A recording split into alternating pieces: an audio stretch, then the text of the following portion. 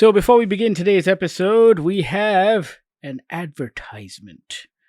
Goggler is proud to support, once again, the Japanese Film Festival 2025, which is brought to you courtesy of Japan Foundation Kuala Lumpur. This time it runs from 10th of September all the way to 19th of October, kicking things off in the Klang Valley before moving to Penang on the 18th, Johor Bahru on the 25th, Kuching on the 9th of October, and then KK on the 16th of October. Go to Goggler MY's Instagram page where you can find out all the information about all the movies that are going to be screened, and there is going to be a special 4K restoration screening of Akira Kurosawa's Seven Samurai. So, it's going to be a pretty awesome festival. Check out our Instagram page for all the details. Also, check out JF_Kuala Lumpur. Follow them on Instagram as well for all the latest updates. You will not be disappointed. Bahir and I are super excited about this year's festival. I have many thoughts about Materialists. This is the new Celine Song movie. It's finally in Malaysian cinemas. Actually, it only had a North American and I think European release. The rest of the world is only getting it right now. And so, Celine Song's follow-up to Past Lives. This one takes a little bit of an A-list turn. It stars Pedro Pascal and Chris Evans alongside Dakota Johnson, who plays a matchmaker. It is, I think, if you were to make a list of what a 2025 rom-com/drama would look like, this one ticks all of those boxes. Like if you had a bingo card on what a rom-com rom-drama would be like in 2025, this would be it. I just want to be clear in saying that this really isn't a rom-com. It's more like a meta study on rom-coms and rom-dramas, right?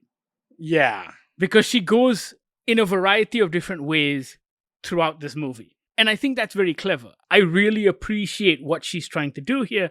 And I think the writing's very good. And I think Pedro Pascal and Chris Evans are very, very good. However, I really think Dakota Johnson is very miscast in this movie because she isn't giving me what rom-com lead should be giving me. And I don't mean like I want a Meg Ryan. What I mean is within the context of this story and within the character she's supposed to be, I'm not getting that. I'm just getting Dakota Johnson. Yeah. I wish there was some warmth, maybe. I don't know what it is. So, okay, wait. Before we get into it, what's the story? Okay. The story is very simple. Yeah, do that. So if you've seen the trailer, you know that Dakota Johnson plays a matchmaker. And she's had a string of successes. 9 people that she has matched have ended up getting married. She herself is a bit of a cynic. The answer to the question of what she wants, rather flippantly, is, I want someone rich. But she is a complex individual who clearly has her own issues, which is mirrored by her own parents' relationship, which she talks about. We don't necessarily see her parents. And of course, her relationship with Chris Evans, who was an ex from a while ago. There are other subplots that happen that kind of inform her journey. But my problem with her performance throughout all of this is that while we are told by the characters around her that she is experiencing some kind of change, her face doesn't really tell me this. So throughout, I have no idea how she's actually feeling based on what I'm seeing from her.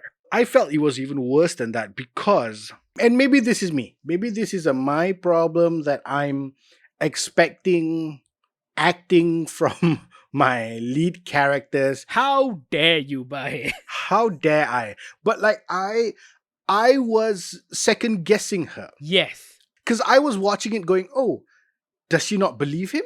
Or even when she says something, I'm like, wait, I don't believe her. But the reason I was second guessing is because I was wondering if it's bad acting or if it's really good acting, that is what her character is feeling. I couldn't decide if it was Dakota Johnson's character doing that face or if it was Dakota Johnson doing that face. No, I think it was her because looking at how Celine Song has crafted the arc of that character, it's very Yeah. clear where Celine Song wanted to take it based on the Yeah. ending of this movie. But even right up to the end of this movie, I thought she was going to be mean to Chris Evans. Like, I wasn't Yeah. convinced that she had changed. I really felt like she hadn't. Like at the end of the movie, when she sort of takes her decision, and I just go like, really? Really? And mind you, to those of you listening, this is from two of the biggest rom-com geeks. Like, rom-coms might be the movies that Bahir and I rewatch the most. Embarrassingly, but yeah. Whenever we're bored, it's a rom-com of some sort, right? This movie, while it is meta in some ways, doesn't necessarily break away from that formula. And I think that's intentional. That's what Celine Song was trying to do with this. She was taking the formula of those classic romantic dramas and rom-coms, but using it in a 2025 context, given where the world is today and what everybody wants, right? Yeah. And the matchmaker idea isn't old hat. It's actually very, very current because a lot of people are tired with the apps and all of this stuff and have kind of reverted to going back to matchmakers to help them find someone who matches that criteria.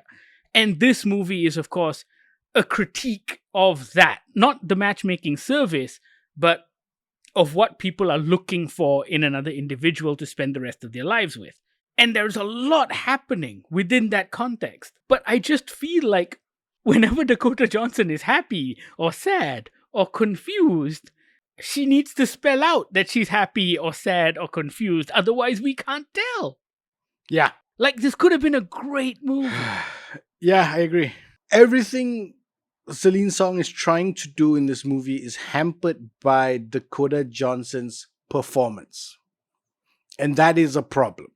Because I could not get into it. I could not get into why the character is second-guessing Pedro Pascal or second-guessing Chris Evans or why she's second-guessing herself because I don't see the character second-guessing. And I don't think that's the fault of the writing because all of that information is there. Yeah, it's the last 3 yards to get into a touchdown that Dakota Johnson is not giving me. Exactly. And I would blame the writing if it weren't for the fact that everyone else on screen is giving me that. So even with Chris Evans, I'm getting it. From that very first encounter, I know exactly how he feels. I know exactly who he is. It's the same with Pedro Pascal. I know exactly how he feels. I know this character. I've seen him before. Yeah.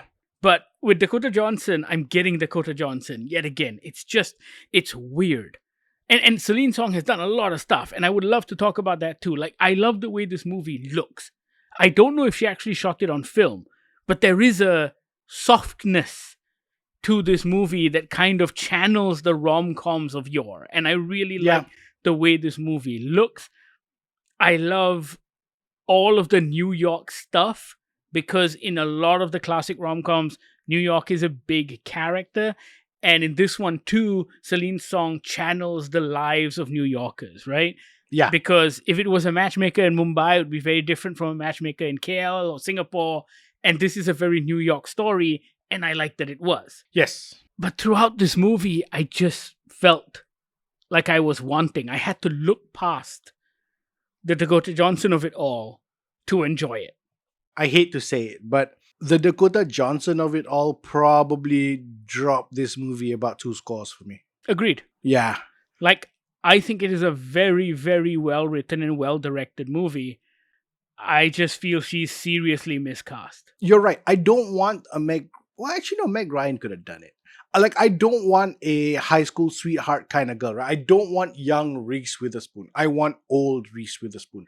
You know what? She should have just brought back Greta Lee from Past Lives. I think Greta Lee would have been perfect for this. Right? I will say, I can see why she was hired for this because there is a look that Dakota Johnson has that almost gives her a sense of mystery, that almost implies that there's something more. Yes. But in a film with dialogue and sequences, Yes. it doesn't quite play out. Because, like, for example, she did pretty okay in Cha Cha Real Smooth. I really, really liked her in Cha Cha Real Smooth. But that was the character. But that was the character. Whereas here, like, for example, in the opening of the movie, it's in the trailer somewhere, but she walks into her office and her office is celebrating because she just got her 9th wedding. Yay! She doesn't look thrilled at all. And even if the character is not supposed to be thrilled. No, but hang on. I don't know why she wouldn't be thrilled. Because even if she doesn't believe in love, this is a big win. Yeah. This is a career win, right? Her smile doesn't feel honest, and I don't know why that is. But you're right. It worked in Cha Cha Real Smooth because the character was supposed to be aloof in that way. But I think you can't be aloof in every single movie. And also, this character isn't supposed to be aloof. Yes, she's supposed to be a sharp, modern woman. With her own issues that are revealed slowly throughout the movie. But I don't necessarily get that. Yeah. I will say, once again, beautifully shot, well written, very clever in how it kind of subverts the tropes that we've come to be used to with regards to the genre. Mm-hmm. Also very, very good music. Yeah. And so it hits all of those right notes. But the Dakota Johnson of it all. That is unfortunate. That is unfortunate. If you've seen Materialists, let us know what you think. Are you on the same page with us? Are we way off? You know how to reach out. We're on Instagram on GogglerMY. You can also email us on podcast@goggler.my or send us a WhatsApp on the Goggler hotline 012-524-5208. Thank you so much for listening. This is the Goggler Podcast.